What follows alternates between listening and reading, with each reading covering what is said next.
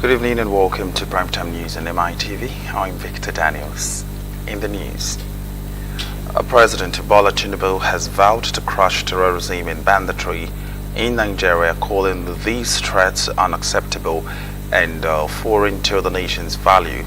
Speaking at the Second Nation Economic Council conference in Abuja, the president reaffirmed his administration's commitment to the security and unveiled the ambitious plans for economic growth.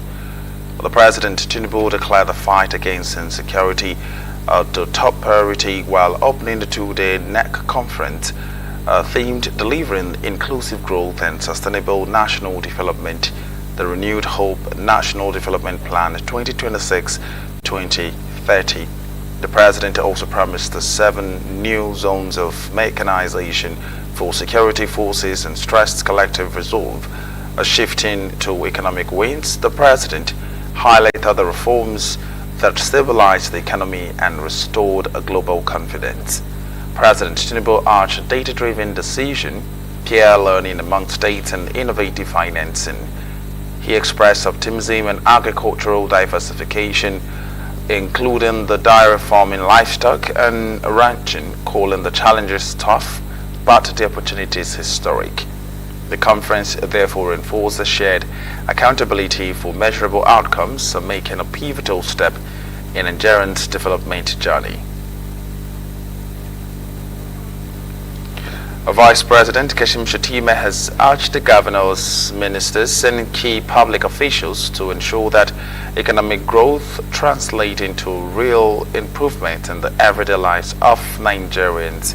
Speaking in Abuja, the National Economic Council NEC conference following an address by President Bola Tinubu, the Vice President said that growth must be inclusive and sustainable, noting that development should offer equal opportunities to citizens across all parts of the country. He described the two-day NEC conference as part of government's covenant with Nigerians and a platform for consensus building and coordinated actions between the federal government and the states. Shettima explained that the retreat seeks to align the federal and state policies with the National Development Plan and Nigeria Agenda 2050, focusing on poverty reduction, job creation, and social protection, while also strengthening the inter-regional trade. The Minister of Budget and Economic Planning, Senator Atiku Bagudu, praised the NEC's contributions to recent economic gains and expressed optimism that the conference would help build consensus towards a $1 trillion economy. The chairman of the Nigerian Governors Forum, Governor Abdul Rahman Abdul Razak, represented by the Ogun State Governor Dakbo Abiodun, said the states remain committed to supporting inclusive growth and sustainable national development under the Renewed Hope agenda. The Senate on Tuesday passed the Electronic Transmission and Results Bill, bowing to mounting pressure and criticism over its earlier decision on the matter. The passage followed the motion raised under a point of order seeking to rescind and amend the earlier provision, changing the wording from transfer of results to transmission of results. The motion was moved by the Senate Chief Whip, Senator Tai Mongunu. The development triggered a rowdy session on the floor as some senators openly disagreed with the motion. Senator Eyinaya Abaribe invoked the Order 72, calling for individual voting on the motion, but later withdrew his request. Subsequently, Senator Diket Plang moved a motion that the earlier votes and proceedings be adopted and approved as amended. The motion was seconded by Senator Siriak Dixon.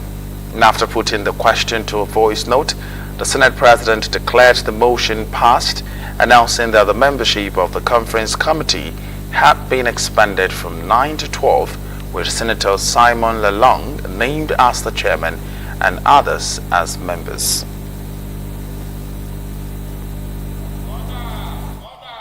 The presiding officer shall electronically transmit the results from each polling unit to IREP portal, and such transmission shall be done after the prescribed Form ECHA has been signed and stamped by the presiding officer and or countersigned by the candidates or polling agents where available at the polling unit. Provided that if the electronic transmission of the result fails as a result of communication failure and it becomes impossible to transmit the result contained in Form ECHA, signed and stamped by the presiding officer and or countersigned by the candidates or polling agents where available at the polling unit, the Form ECHA shall, in such a case, be the primary source of correlation and declaration of results. That is the amendment sought to be made in this motion. Thank you. Yes, sir. And I represent Abia South. My point of order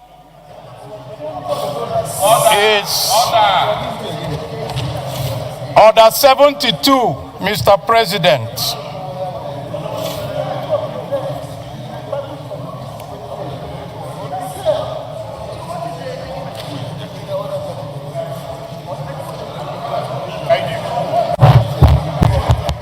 I'm still standing on my point of order. Order, please. Committee, when you meet, you know that this is a matter of urgency. I believe that if you're able to conclude within the next few days or 1 week, the president should be able to sign this amended electoral bill into an act of parliament within this month of February. So I wish you a worthy deliberation with your colleagues.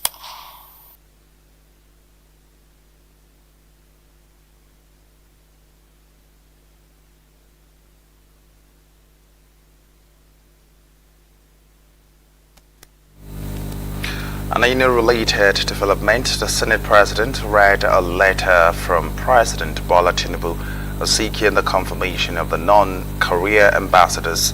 The request was referred to the Senate Committee on Foreign Affairs, which is expected to report back within 1 week.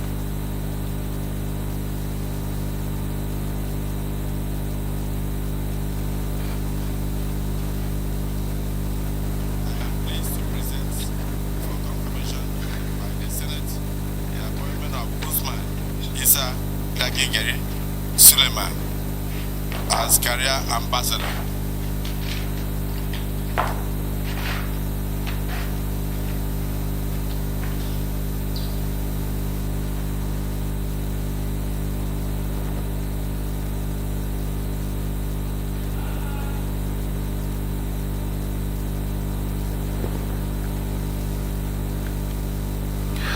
The House of Representatives has reaffirmed its resolve to strengthen the Economic and Financial Crimes Commission and the Nigerian Financial Intelligence Unit to boost the fight against financial crimes and improve Nigerians' global standing.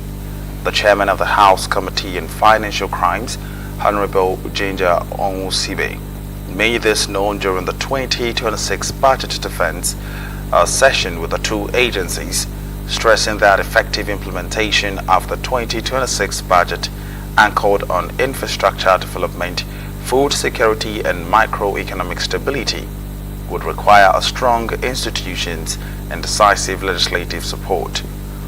Onwusibe described the financial crimes as a major drain on the economy and disclosed that the House is currently considering for 4 critical bills aimed at strengthening transparency, enforcement and alignment with global best practices. As we gather today, Nigeria faces numerous challenges and our economy is at a critical juncture. Nigerians are grappling with hardship and there is a pressing need for effective solution to stimulate growth, create jobs and improve living standards. However, as patriots, we must summon our patriotic zeal as hopes are not lost. Since Nigeria's economy is showing signs of cautious optimism, transitioning from post-reform stabilization to modern recovery. International Monetary Fund, IMF, projects a 4.4% growth in 2026, driven by improved macroeconomic stability, structural reforms, and a rebound in domestic demand. In addition, I also want to inform this honorable committee that Nigeria has also exited the European Union's removal of Nigeria from the high-risk third country list for money laundering and terrorism financing. These milestones and achievements, coordinated by the NFIU, working with close partners like the EFCC and other stakeholders, have earned Nigeria a seat at the FATF under its guest jurisdiction initiative, enabling us to participate in FATF plenary and working group meetings and contribute to global anti-money laundering and counter-financing of terrorism standard setting. My challenge is money, money, money. I tell you, Mr. Chair, just this last week, we had cause to have a bill, an invoice for just one item in my forensic lab for over 4 billion, just one item. Because the activities of the fraudsters are going, high-tech, the same way too, we are trying to stem the tide of this malfeasance, we must also upgrade our technology capacity. And going forward, during my presentation, we'll be able to highlight those key areas that we want your support. In terms of convictions, Mr. Chair, members of this respected committee, you also noticed just recently, a few days ago, we had a very remarkable success in one of our cases in court.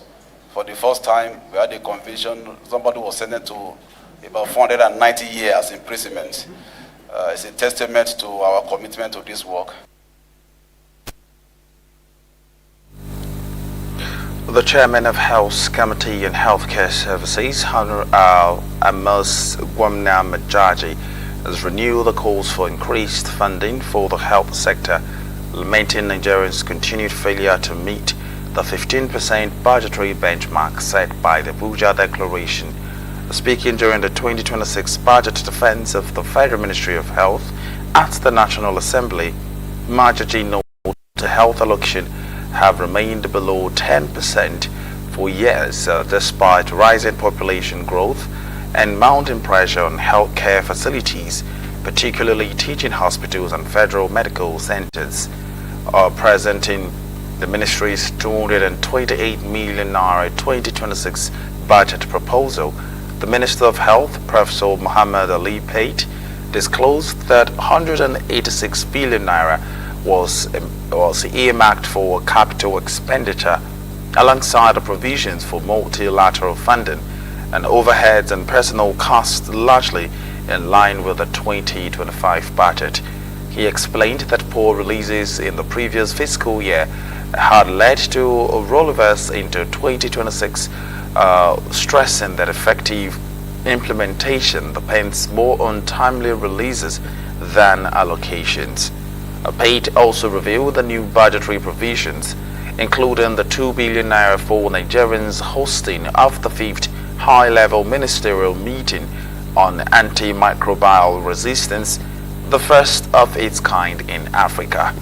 Assuring the Minister of continued engagement, Majaji said the committee would scrutinize the proposal to ensure improved funding and full releases, stressing. Total allocation was 228 billion, and the big picture is that because 2025 had not been released, touched, it has been rolled over to 2026 and at a lower level with slight discount. What we can only work towards is to ensure that with resources being available, with the new direction that only projects that have resources should be awarded. The teaching hospital and so, anybody that asks for house quarters, we approve it for them. Because we knew that that was the only way to expand the carrying capacity of many of the teaching hospitals. If the house, no request for house officers expansion was denied, because we know that except you do that, you cannot have that. But I am in this position to tell you, sir, the majority, not all, of the problem we're having, especially Abuja, is that people have waited here for 1 year, trying just to get into FMC Jabi. In fact, I've had people that I say, go to Gwagwalada. They say, no, how can I go to Gwagwalada? I say, there is a provision in Kefi. Can you go to Kefi? No. How can my children go to Kefi? And that's one of the major problems we have. Hundreds of protesters besieged the National Assembly on Monday to oppose the Senate amendment of Electoral Act. The protest that attacked Occupy the National Assembly was organized by the Obedient Movement and the other pro-democracy groups in the country over the removal of the phrase real time from provisions on the electronic transmission of election results. Former Labour Party presidential candidate Peter Obi also joined the protest to throw more weight on the protest, carrying placards that reads, "Our votes must count and no to electoral robbery." The demonstrators marched from the Federal Secretariat to the National Assembly but stopped by heavily armed security operatives. Peter Obi warned that credible elections remain critical to Nigerian stability and development. We are certain that, but we need to address our concerns about this country and the election. What we want is an electoral process that is transparent from beginning to finish. Our demands about the amendment is simple. Let us have an amendment that allows first, let no qualification of people who want to contest the election. And that qualification must be advertised. So if anybody says, I went to this primary school, I went to this secondary school, I went to this university, people are supposed to know about that. And that process has to continue through party primaries and everything. And finally, the election must be transmitted electronically from the polling booth direct. We don't want any point any longer. Let people watch it. That's what is happening in South Africa. That's happening in Ghana. That's happening everywhere. That's what we have suffered before. We don't want any glitch again. Glitch is finished. We want things to come happen. No more glitch. Of course, as a citizen of the Federal Republic of Nigeria, like I keep saying, this is the only country that we have. For us, we want anything that will make Nigeria a great and comfortable country for all our citizens, and that's why we're here, just for one purpose, for the electoral reform. We don't think it's too much to ask the National Assembly to do. Just do that which is right and that which is needful. Pass the electoral reform. I mean, it is simple to say electronic transmission of results, real time. That's all that we ask for. And if this government is fair to herself, I think it's one thing that they should pass without any hitch. And so we challenge the Senate President, Godswill Akpabio, to do the needful. I mean, this is what Nigerians want. Transfer and transmission are two different words. They have no relationship. Transfer, most likely, they may tell you that transfer, according to their meaning, they may tell you that when you transfer it from where you write it manually, you cannot go back to the collation center to transfer it to the IREF. But what we want is direct transmission in real time. Put it on the server in real time. Not where a situation where you not transfer it. Transfer means from stage to stage. Transmission is direct. Meanwhile, a coalition of civil society organizations has called on the National Assembly's Harmonization Committee to adopt the House of Representatives' position on key electoral reforms, including the mandatory real-time electronic transmission of results, approval of downloadable missing or unissued permanent voters' cards, and retention of existing electoral timelines. And at a media briefing in Abuja, the groups warned that delays and inconsistencies in the ongoing amendment of the Electoral Act pose a serious risk to the credibility of the 2027 general elections.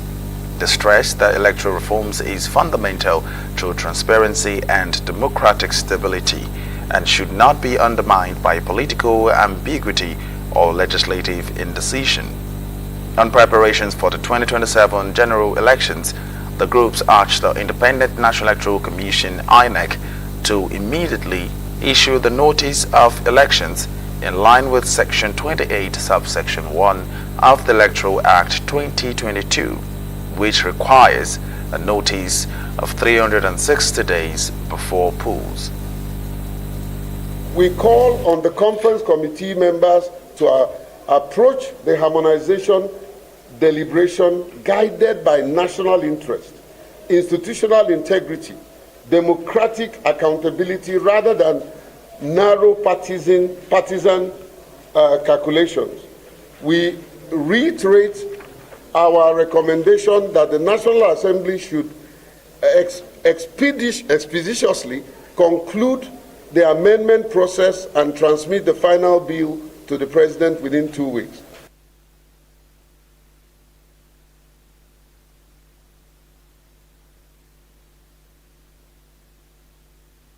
Most times when you observe the portal, as at 12 midnight on elections day, in some of the elections, 90% of results were already up for some of the states in supposed far-to-reach areas. And so what is the argument now? First, that it's unfair to Nigerians that the Nigerian Senate would want to take us back to a reform process that we had on an issue we had addressed in the last reform process. Secondly, it would be unfair to Nigeria for us to claim that we do not have the infrastructure to achieve real-time transmission of results electronically, because we do have the infrastructure. And thirdly, to undermine our intelligence, to bring out narratives that we have locations or that citizens will be disenfranchised if we adopt these particular provisions. The Chief of Defense Staff CDS General Olufemi Oluyede has urged the federal government to urgently strengthen the Nigerian Police Force (NPF) and the Nigerian Security and Civil Defense Corps to consolidate gains recorded by the armed forces in the fight against insurgency and banditry. Speaking on Tuesday during the 2025 budget appraisal and defense of the 2026 budget proposal at the National Assembly, Oluyede said that the police and civil defense, with their larger manpower and wider community presence, must be adequately equipped to secure areas already cleared by the military. He disclosed the special forces had been deployed to Benue and Plateau states, while a new joint task force operation, Savannah Shield, would soon be launched to cover Kwara State and parts of Niger State. Oluyede also stressed that the armed forces lacked the manpower to be deployed everywhere simultaneously, and noted that constant troop redeployment had placed enormous strain on personnel. He said that Nigeria was strengthening intelligence cooperation with allied countries while safeguarding the national sovereignty.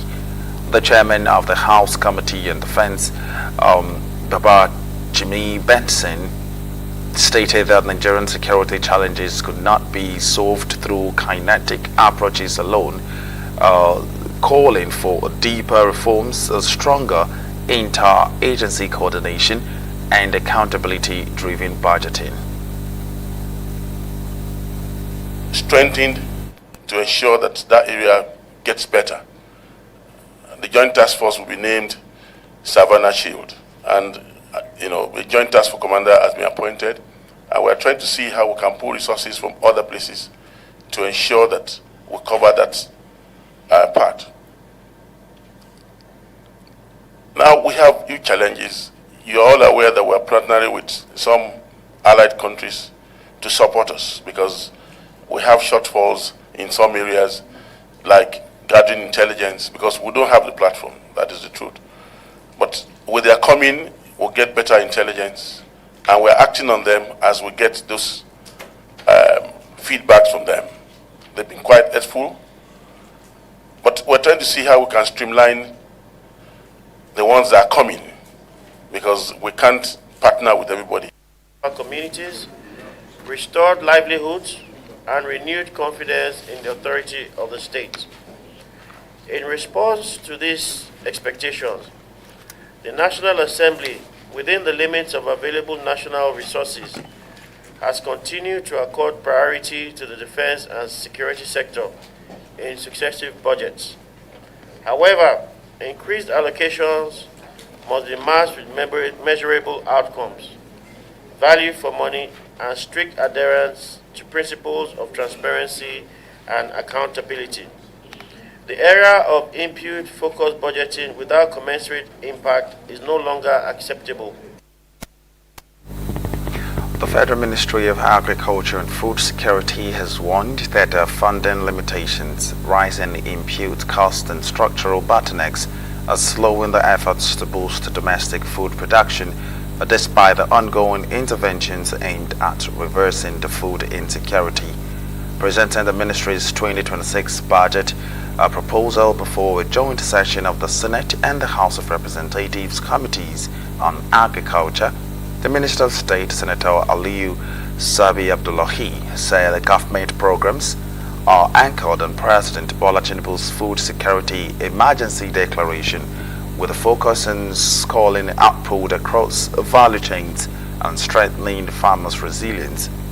He disclosed that the delayed release of capital funds under the 2025 budget has constrained the program execution, and noting that about 30% of the ministry's capital allocation remains unreleased.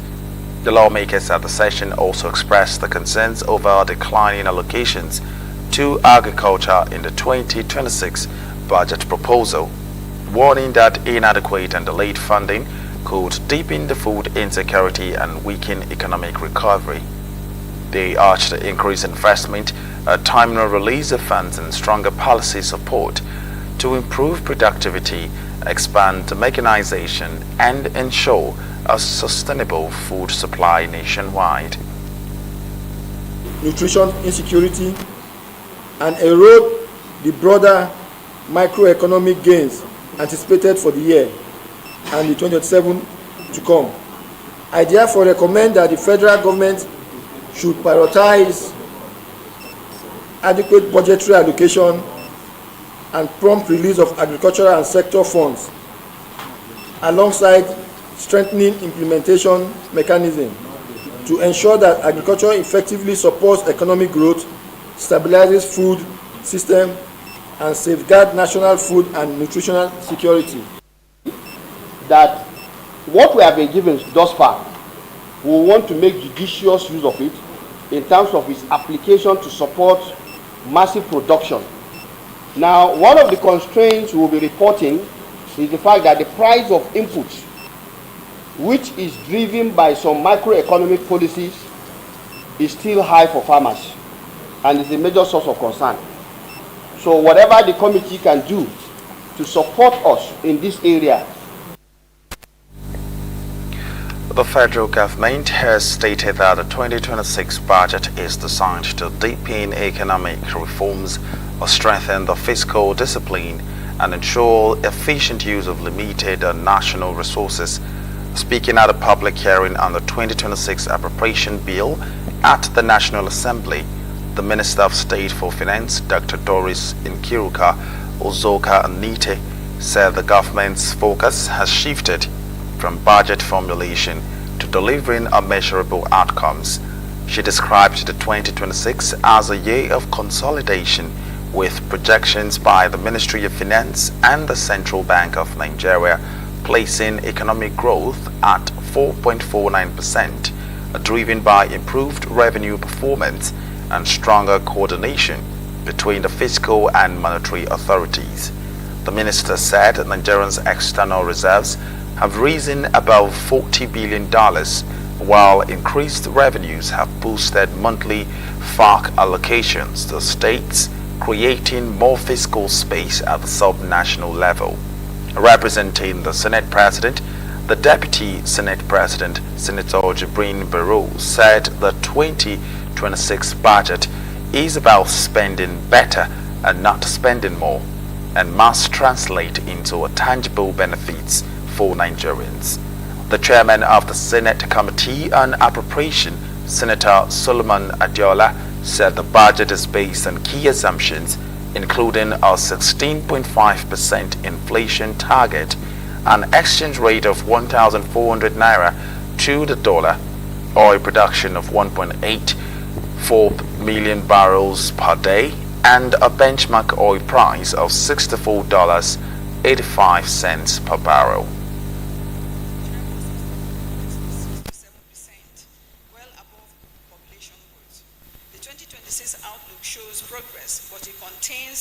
It confirms that acceleration must be engineered. The growth rate required to achieve a 1 trillion economy is at its minimum 10% in 10 years. And this is different from what I said earlier of 6 to 7%, which is only necessary to reduce the to state and local government, enabling growth and development at sub-national level. These gains are reinforced by an unprecedented infrastructural drive with over 440 roads projects, more than 2,700 kilometers. And effective implementation are not isolated objectives. They are interlinked pillars of our national recovery and growth. When one fails, the structure weakens. When all are aligned, the nation advances. I wish to especially commend the Senate Committee on Appropriations for its diligence, foresight, and commitment to transparency. By opening this process to public scrutiny and expert engagement, the committee affirms a core democratic principle that budgeting in a democracy is not done for the people alone, but with the people.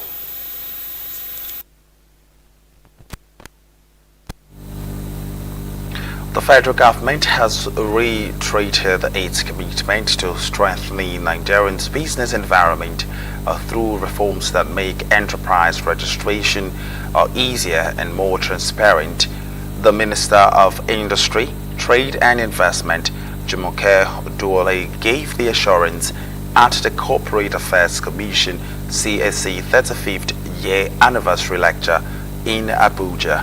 The minister, who was represented by the Permanent Secretary of the Ministry, Ambassador Nura Abarimi, commended the Commission for its role in promoting transparency, attracting investment, and improving Nigerians' ease of doing business ranking, urging the agency to deepen innovation through emerging technologies such as artificial intelligence and blockchain. The Chairman, House Committee on Commerce, Ahmed Munir Lere, however, disclosed that the National Assembly is committed to supporting the Corporate Affairs Commission in its seamless transition to artificial intelligence.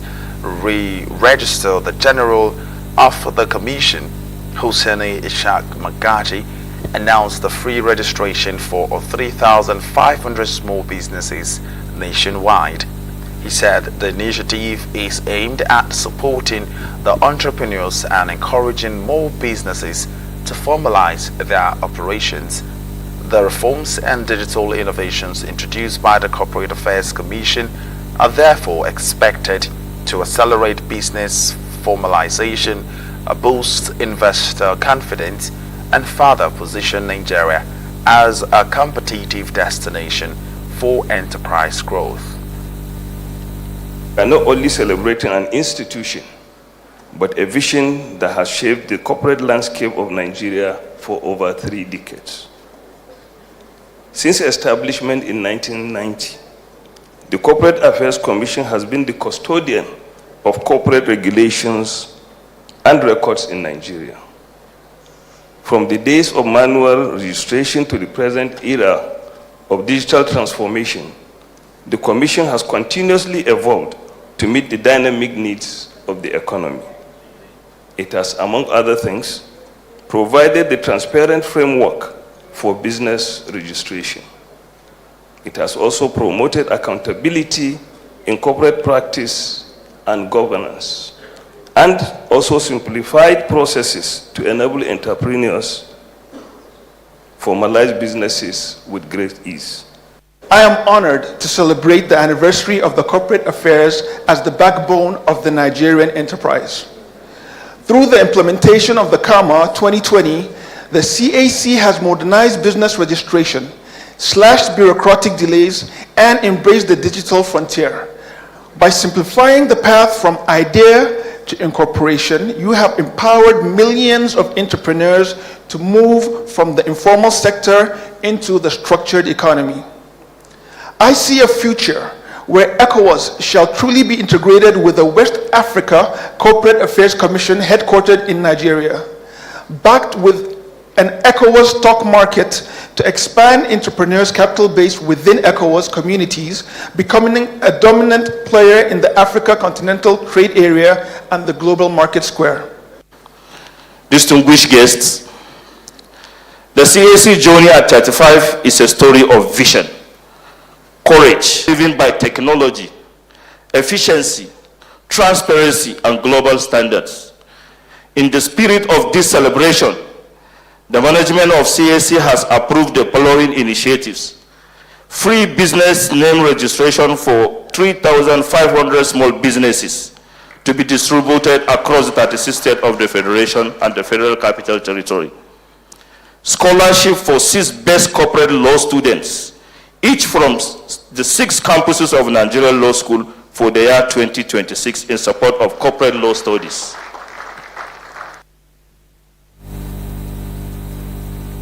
Meanwhile, the Registrar General of the Corporate Affairs Commission, Hosseini Magaji, has called for the urgent establishment of a single harmonized national registrar for beneficial ownership to eliminate regulatory loopholes exploited by corrupt actors in Nigeria. Magaji made the call at an anti-corruption event titled Transparency for Development, the Nigerian Experience, held in Abuja on Tuesday to mark the CAC's 35th anniversary. He said the current fragmented system, where sectors such as the extractive industry maintain a separate beneficial ownership registers, undermines the national transparency and weakens law enforcement efforts. He said the CAC is legally empowered to serve as the central repository for all beneficial ownership information in the country. The Registrar General also raised the concern over the continued operations of non-compliant companies, noting that despite being flagged as inactive for failing to disclose their persons with significant controls, some financial institutions still allow them to operate accounts and move funds. And in the meantime, the chairman of the Independent Corrupt Practices and Other Related Offences Commission, ICPC, Musa Aliyu, represented by the director, Ademola Karim, emphasized that transparency is most effective when institutions work together as a united system rather than operating in silos.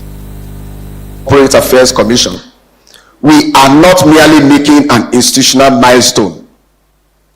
We are reaffirming a national commitment to openness over opacity, to integrity over impunity, and to sustainable development over short-term gains. It is my considered opinion that the future of Nigeria's development depends in no small measure on institutions like the CAC continuing to strengthen transparency at the heart of our economic life. Central repository for beneficial ownership information.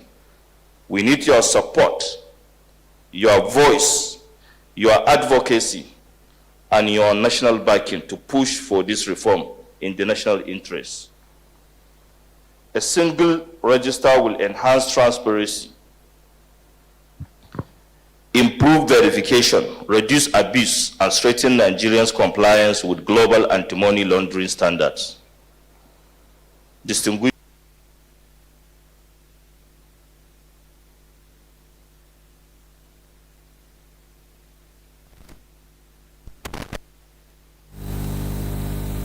The Lagos State Government on Monday launched the Sustainable Development Goals (SDGs) in public primary schools to educate, engage, and empower the young students as agents of change for the 2030 agenda.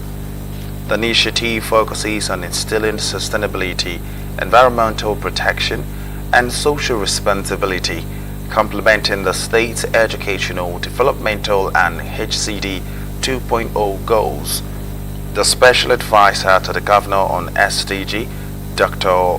Orelua Fini, said the initiative was a deliberate step towards encouraging children to embrace the principles of sustainable development when translated into everyday action and values.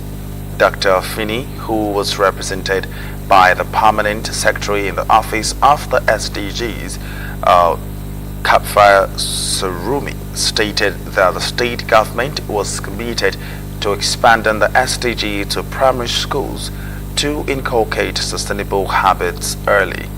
The chairman of the SUPEB, Hakim Shitu, said the partnership between the Office of the Sustainable Development and Lagos SUPEB represents a bold and intentional step towards a commitment in nurturing responsible, informed, and future-ready citizens from an early age. What we have come to do is to inaugurate the SDG clubs in all public primary schools in Lagos State. And we want them to be aware of the SDGs, the goals, and the reason for which they must adopt them. Everybody should be aware. As we know, we say SDGs, we're leaving no one behind. So we don't want to leave our young behind as well. The impact is for them to understand the 17 goals of the SDGs. Don't forget that what the SDGs is to do is to ensure that everybody must live not beyond the quality of life by 2030. So we want them to know it now. So the impact is to understand the 17 goals and to know how they can be a part of it for it to be felt in the society and amongst them. Co-curricular activities is not what they do in the regular classroom.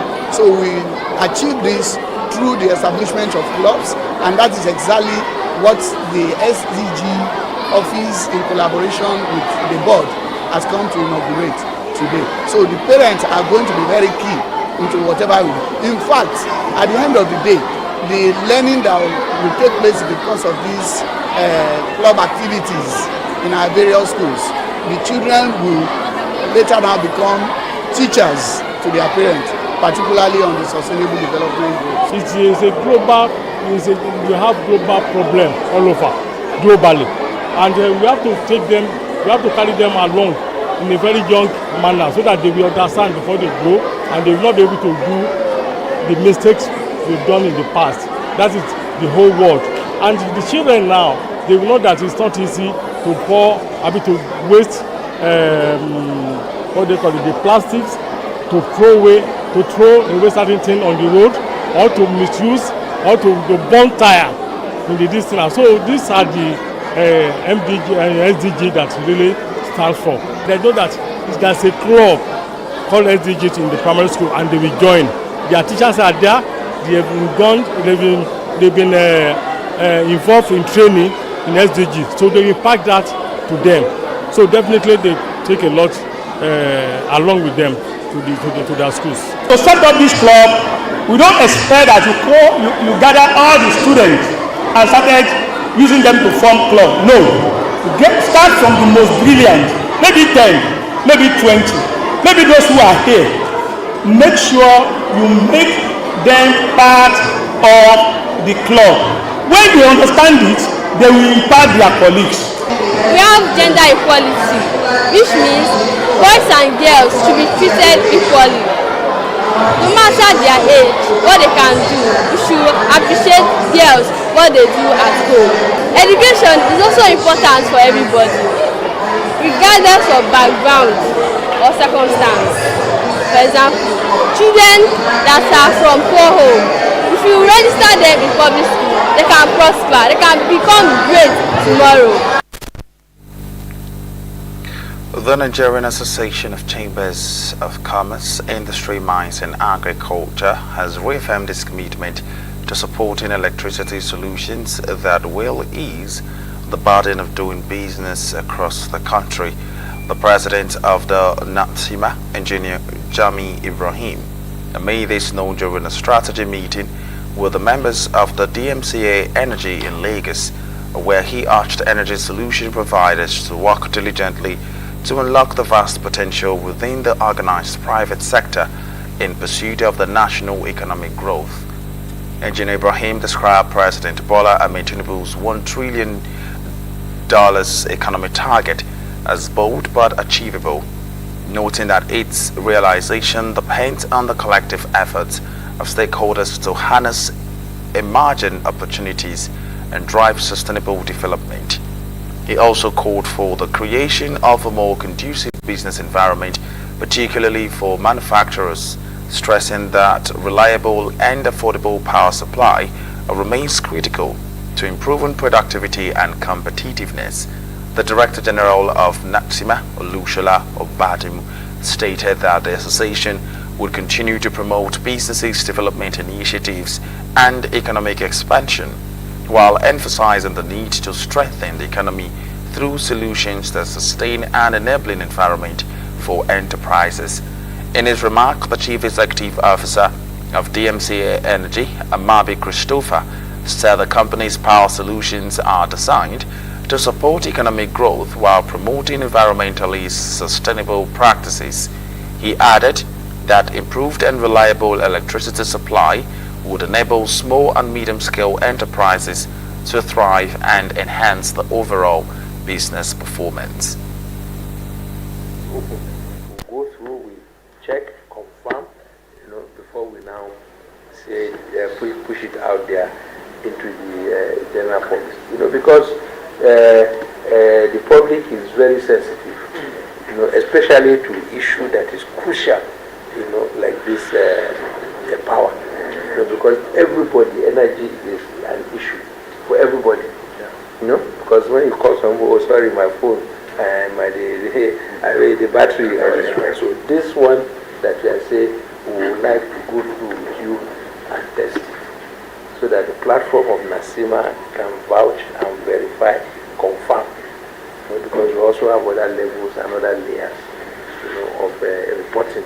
So there is no sin as if maybe we have come to endorse something that we have not seen. We have not tested. So once we are able to verify, we are all concerned about the energy situation in Nigeria, there is no doubt. And energy costs is very significant for manufacturers particularly. So any alternative that could bring the costs down, particularly the cost of energy, is welcome.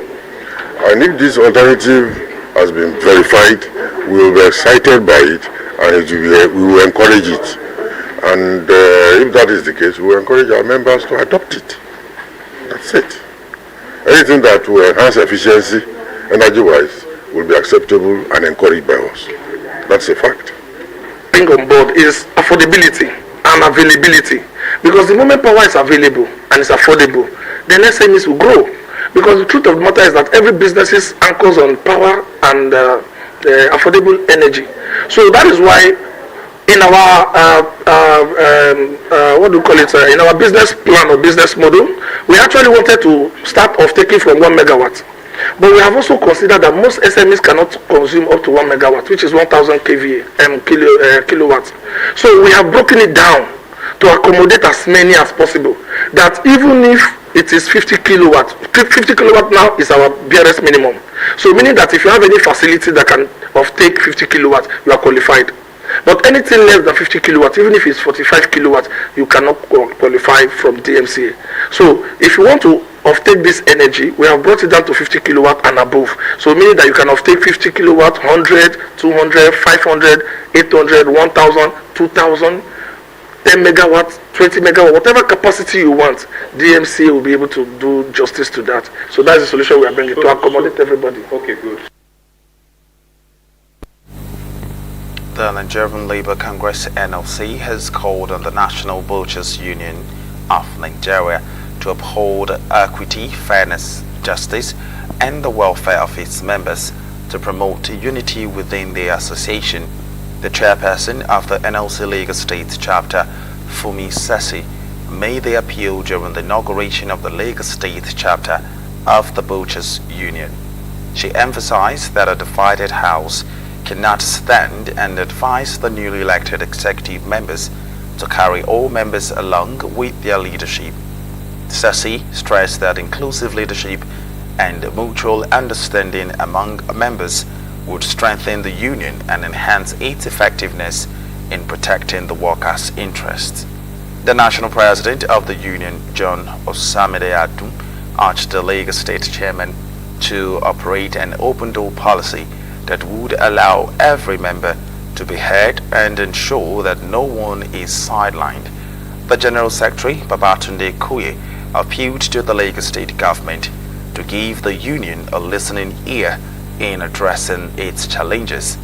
Kuye noted that with the right support and collaboration, the union would be better positioned to contribute meaningfully to the state's internally generated revenue. They should be after the welfare of their members, nothing but the welfare. They should be after justice, fairness, and equity. And they should be able to, you can see their members, they are many in numbers. Their members are many in numbers. But if we have leadership, if we have the ESCO, they will be able to organize and to also maintain decorum in the union. Now that they have joined the union, I know that the government will, treat them with dignity. The government will now also treat them with fairness. The government will also now look at them as workers because they work to provide food for their family. They also work to also contribute to the economic viability of the state. The elders of Lagos State, butchers, chairman should take off there. The youth, chairman should take off there. I don't want any quarter here. As we show you in next 4 years, we are coming back. If you do good, you go back to your office. If you do bad, you can't enter that office. You go and work where? That is my slogan now. Then you go and work hard to be better more than the person who did there before. This is the new chairman. I know that he's capable to do it. You go and stay with them. Your attendance reflects the value placed on a union, the vital role butchers play on food security, employment, and economic development in Nigeria. Today marks a new beginning in our union, a commitment to unity, discipline, professionalism, and continued operation with the state government and all relevant stakeholders. I assure you that the newly inaugurated leaders will uphold government policies, promote peace in our market, and contribute positively to the growth of great state. Ahead of the 2027 general elections, the renewed Hope Ambassador for Oyo State chapter has inaugurated the local government area coordinators across the state as part of efforts to strengthen the grassroots mobilization, enhance the coordination, and deepen the political engagement. The inauguration ceremony, which was held at the ABC State Secretariat, Okeado, Ibadan, marked a strategic step by the RHA toward consolidating its grassroots structures ahead of the next electoral cycle. The Oyo State Ambassador, Renewed Hope Agenda Senator Teslim Folarin, charged the newly inaugurated coordinators to mobilize the party members and voters across wards and polling units in support of President Bola Ahmed Tinubu's re-election and the victory of all the All Progressive Congress in Oyo State. And according to him, the part of the collective mandate of the renewed Hope Ambassadors is to deliver at least a 35% improvement on the 2023 presidential election result in 2027. Following, a former Senate leader emphasized that the coordinators must work in full synergy with APC structures and party leaders at all levels, or respect party hierarchy and strengthen the internal cohesion. The Southwest Zonal Coordinator of the renewed Hope Ambassadors, Senator Dayo Adeye, expressed confidence that President Tinubu would record a landslide victory in 2027. All of you know that you are selected by all the leaders in various local governments. That means you are capable, you are worthy to be the ambassador for local government. Number two, the last general election, your state did very well. My congratulations go to the newly appointed, the new Hope Ambassadors at the local government level. And I want to say congratulations to all of you. If you have been chosen, you have been counted worthy of holding this position, please let us give ourselves a round of applause, like I said earlier. We need to discipline ourselves. We should not constitute a rivalry to the existing structure at the local government level. We should not fight with the EXCO at our local government or at our ward. We have tested politicians, tested leaders in our midst, and I'm sure that with your cooperation, the sky is the limit. I also made the point that everyone is an ambassador of Ashwati. Why? Because of his performance. Everybody wants to be.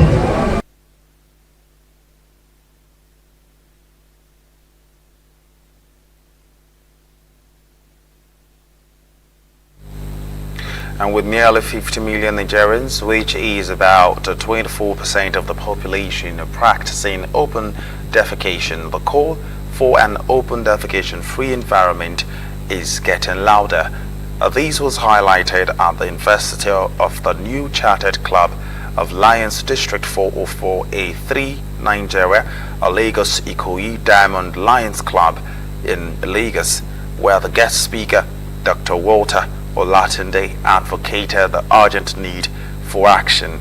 He said the Lagos State needs attention, especially with rapid urban migration and unplanned settlements, which, according to him, promotes open defecation while stressing for collective efforts against what he called a poor practice among some citizens.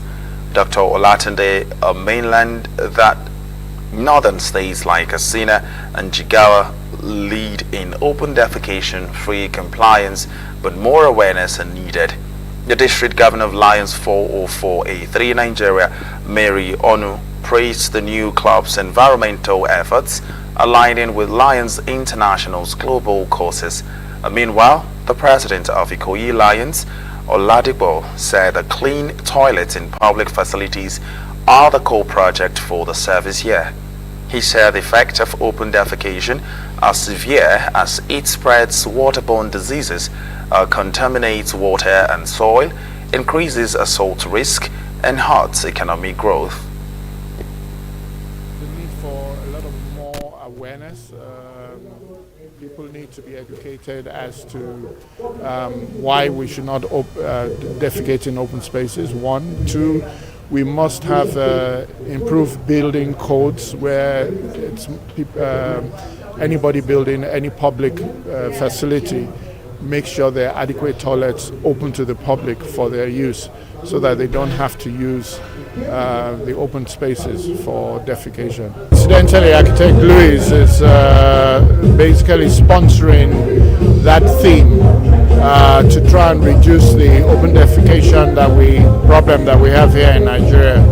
Close to 50 million people still defecate in open spaces here in Nigeria, which is still one of the leading places in the world where people are still defecating in the open. We've started off in an amazing way. I mean, I'm delighted to be part of the organizers of this club, and they are focusing on the environment, public toilets and highways and schools, and that's just an amazing project because it will benefit not just the immediate community. Truly have the spirit of Lionism. You can see that. You can see it in the way they act. You can see it in the activities they carry out. I've been to a couple of the activities this year, and it's just such a fulfilling spirit I see in them. My expectation is for them to keep on waxing stronger and stronger. They should maintain the momentum. They should maintain their strength. They should go from strength to strength. I love them. I like their strength. I like their energy. They are good. Your talent, your treasure, and your time.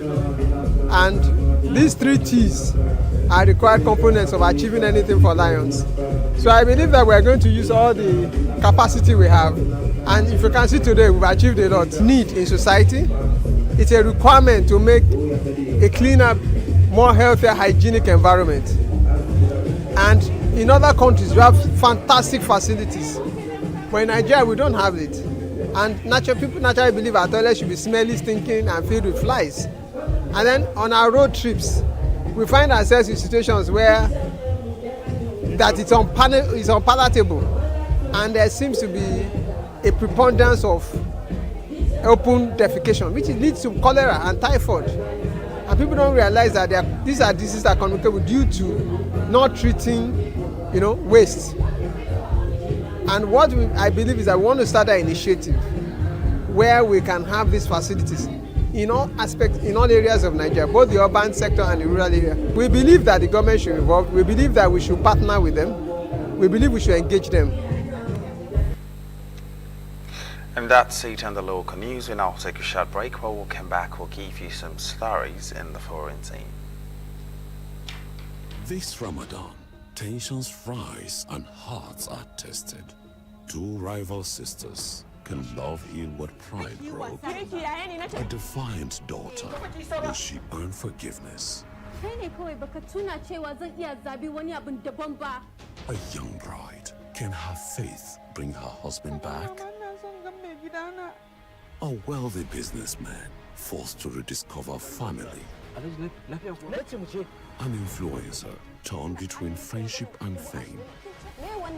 A single mother learning that even strength needs support. 6 stories, 30 days. Faith, family, friendship, food, and forgiveness. Tales of Ramadan Season 2. Watch every dramatic moment on TV and digital. This Ramadan, my returns of the heat.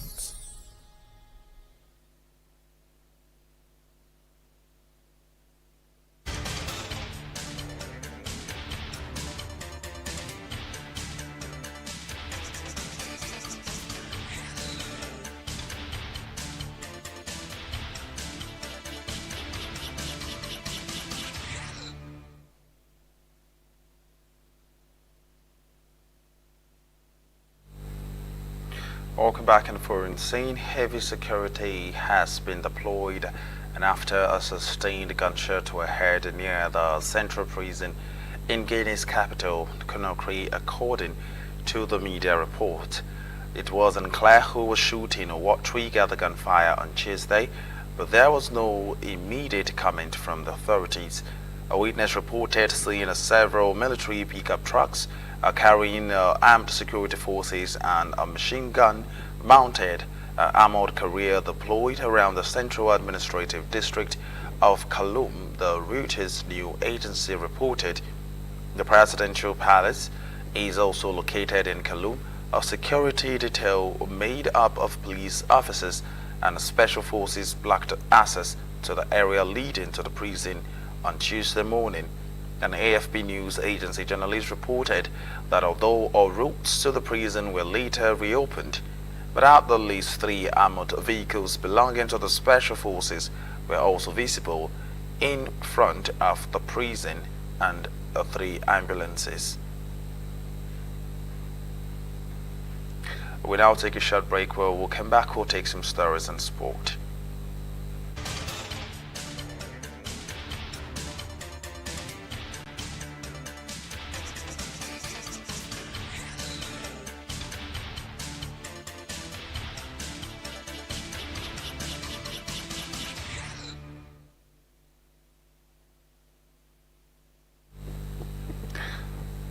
Former Governor of Osun State and former President of Professional Golfers Association of Nigeria, Olagunsoye Oyelola, has described the Osun State as a major factor in the development of golf games in Nigeria. The former governor made the remarks during a commemorative golf kitty for his 75th birthday held at the Ilogbo Golf Course in Osun State. And Mitv correspondent Jami Omoni reports the story. Professional golfers across Nigeria and beyond gathered at the Ilogbo Golf Course in Ayedere local government area of Osun State for this annual golf kitty. The golfers reported early on the course for registration and grouping before tee-off at about 8 a.m. in the morning. The game held in honor of former Governor Olagunsoye Oyelola lasted until 4 p.m. in the evening. Golf is life, and I'm happy. I will continue to be happy to be one of them. This is Ilogbo Golf Course, and this is like the third tournament that the founder of Ilogbo Golf Course, on our engineer Lanre Adeleke, will be doing to honor His Excellency, the former governor of Osun State, Prince Olagunsoye Oyelola, a fervent and erudite golfer. There's an important personality that that have been the president of Professional Golf Association of Nigeria. He is an international golfer, and he has to be honored. So I have to thank the Lanre Leke Sports Center for recognizing this important person. The former governor of Osun State, who doubled as the former president of Professional Golfers Association of Nigeria, Olagunsoye Oyelola, acknowledged significant development in golf infrastructure in Osun State, lauding the management of Ilogbo Golf Course and Resorts. Having this sports facility here, we'll be able to tap into talents of the young ones that will represent Nigeria even in a world competition. Players don't win medals in the Olympics. There must be facility and there must be rigorous and tedious practice. But where the facility is lacking, then there's no magic. Golf has been seen to be an elite game, which actually is not supposed to be. Most of the professional golfers in Nigeria today started as caddies, and today they are known internationally. So we commend him for making our community here in Osun State to be one of the standing sport academy. Chairman of Lanre Leke Sports Academy and Ilogbo Golf Club, Olanrewaju Adeleke, noted that Ilogbo Golf Club has grown to become a leading golf course in Nigeria, stressing that the course will maintain its 10-year development plan designed to guide its growth. We have the best course now in terms of what you can talk about the architectural design, and we intend to improve on that by making it a tourist destination. So there is a plan, a 10-year developmental plan for the golf course, which we are going to keep to religiously. Out of the 10 years, we've only done 4. So we have 6 more years of aggressive infrastructural development within the Ilogbo Golf Course. Highlights of the program include indoor games featured to nurture sport talent at the grassroots. Winners in different categories received their prizes and awards in a reception that attracted prominent personalities from around the world. From Ilogbo, Jami Omoni, Mitv News. And that's where we draw the curtain in tonight's news. I remain Victor Daniels. Good night.